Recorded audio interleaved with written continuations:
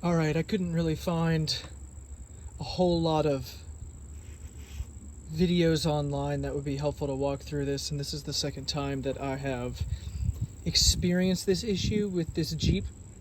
And so because of that, I wanted to share a workaround that I'm hoping will save you a lot of headache and a lot of heartache and hopefully a ton of money at a shop. So, I have a 2019 Jeep Compass Trailhawk, which I'll go on out of limb and say was a terrible financial decision to purchase.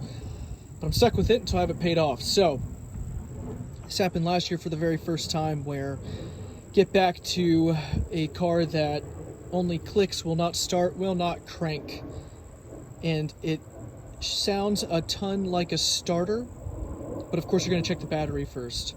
A lot of times you'll find that the main battery could be fine. It also could be parasitically drained. The reason that happens is because the auxiliary battery here, over time, does not recharge. There is something going on either in this relay, in one of these leads from the alternator, or through a fuse that I can't seem to find, where the alternator is not able to properly charge the auxiliary battery. So when that happens, this battery will then start to parasitically drain the main battery, because there's no way, there's either not a fuse like there is in a Wrangler, or it's just not clear in the fuse panel diagram to sever that connection.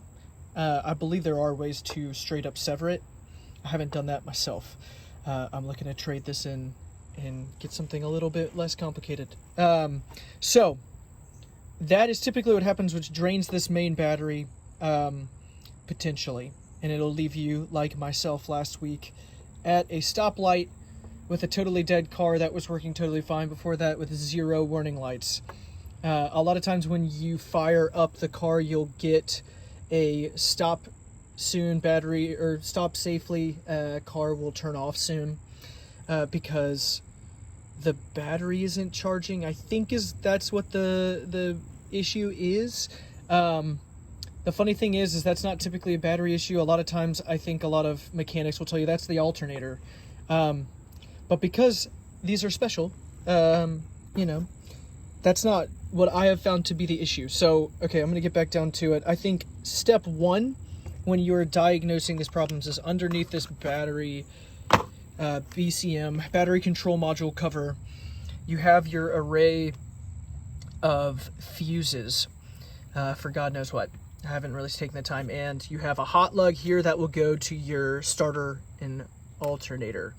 You may find that if you crank to jump on this lug, you can get it to turn over.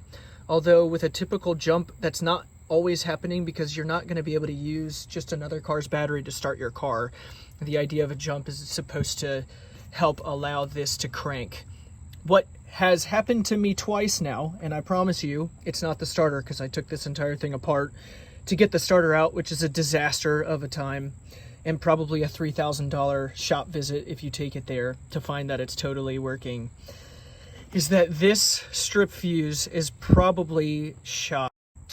Apologies, got a phone call, so I'm going to stitch these two together. This strip fuse is probably shot. I want to tell you that that's culprit number one. They're $5 at AutoZone, O'Reilly's, Advanced Auto, wherever you want to go. I would recommend getting either a 150 or 175 amperage. I think a 175 is on here just because they didn't have a 150.